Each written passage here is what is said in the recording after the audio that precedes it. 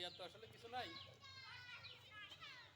আমাদের উদ্দেশ্য এখানে যে কারণে বসা সেটা হচ্ছে যে এই সেন্টার কমিটি, নির্বাচন পরিচালনা সেন্টার কমিটি আর হচ্ছে পলিং এজেন্ট, এবং আগামী দিনে আসাদ সাহেব আমাদের এই সেন্টারে উপস্থিত হবে এবং দেখবে যে সে এই সেন্টারে আমার কেমন ভোট আছে, আমার সমর্থক কেমন আছে, ভোটারটা কেমন, মানে সেই দিন উপস্থিত হওয়ার জন্য আসলে এই মিটিংটা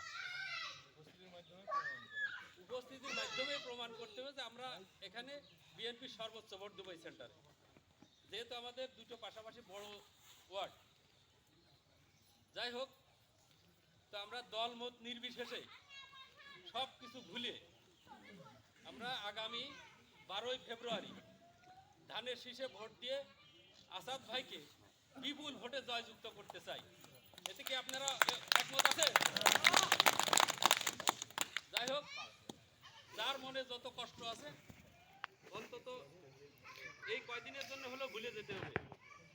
আমরা আগামী দিনে যাতে একসাথে চলতে পারি সেরকম মন মানসিকতা তৈরি করতে হবে আমাদের, ঠিক আছে? তো যাই হোক, বেশি কথা বলার মতো সময়ও নেই, বেশি কথা বলতে চাচ্ছি না।